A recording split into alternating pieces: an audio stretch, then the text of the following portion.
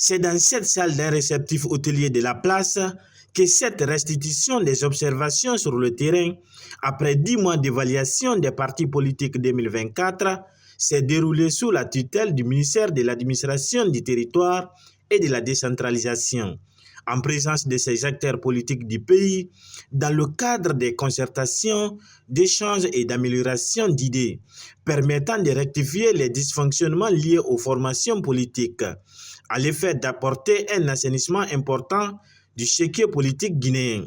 Sur les lieux, cette rencontre a connu une participation effective.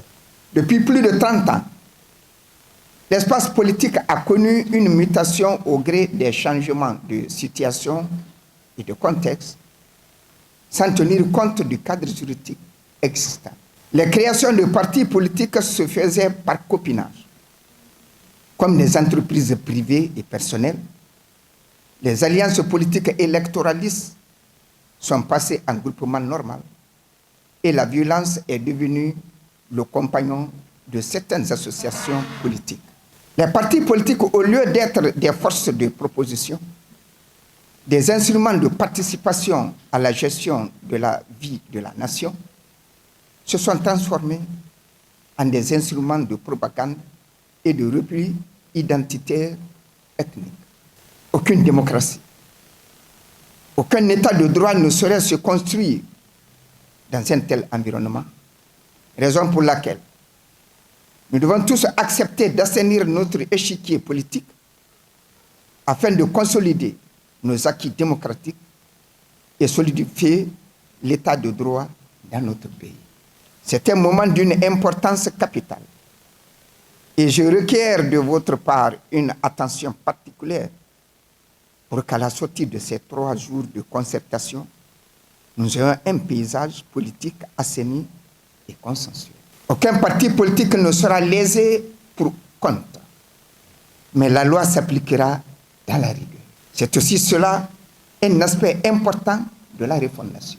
Le chemin est long et nous allons le parcourir ensemble, chers membres des partis politiques. Les partis politiques qui ne sont pas en règle recevront des notifications et les partis non identifiés seront traités conformément aux dispositions de la charte des partis politiques en vigueur.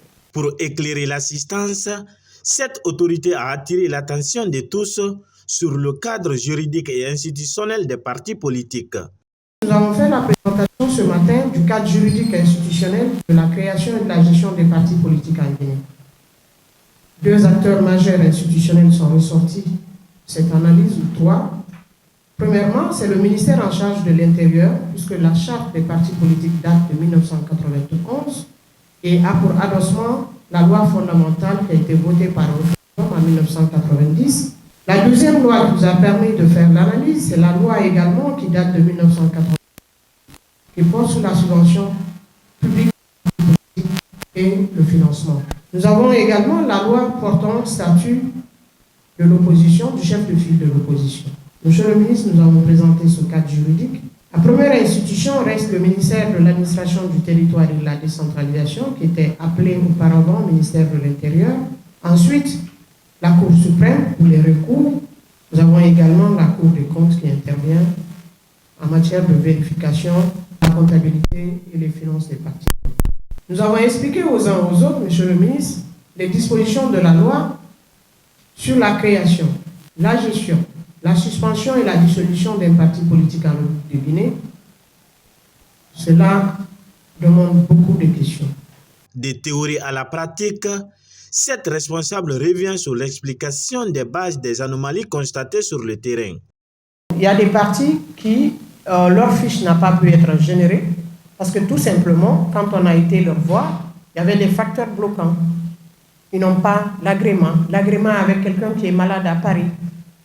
Mais si tu n'as pas l'agrément et que tu dis que tu as le numéro 02670, je n'oublie pas, et que tu as été agréé à telle date, le système veut qu'on numérise votre agrément. C'est le point de départ. Sans agrément, on ne continue pas.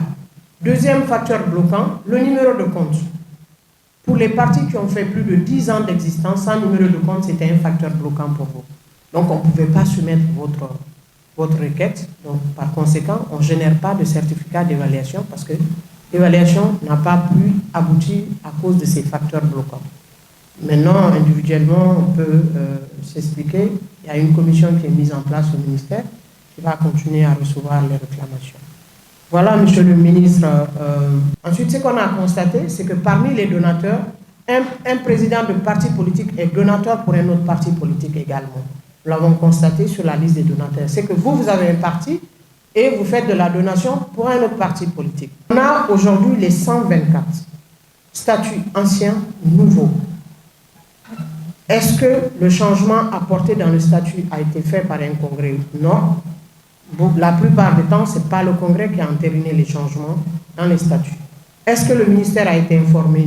Oui, par endroit. Déterminés pour ces toilettages institutionnels, ces acteurs politiques restent positifs.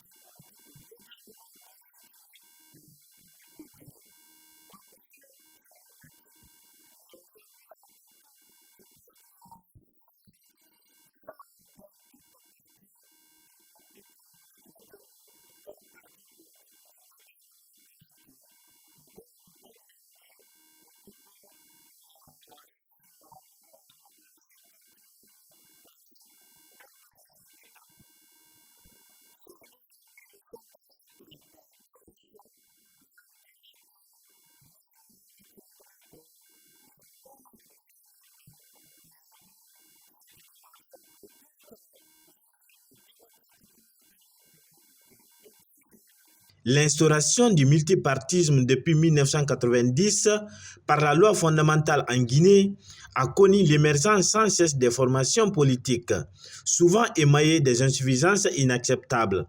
C'est pourquoi ces 3 jours de concertation, d'échange et d'amélioration d'idées sont lancés pour nettoyer l'espace politique du pays. À noter que cette évaluation de MATD a retenu 124 partis politiques légalement constitués en République de Guinée.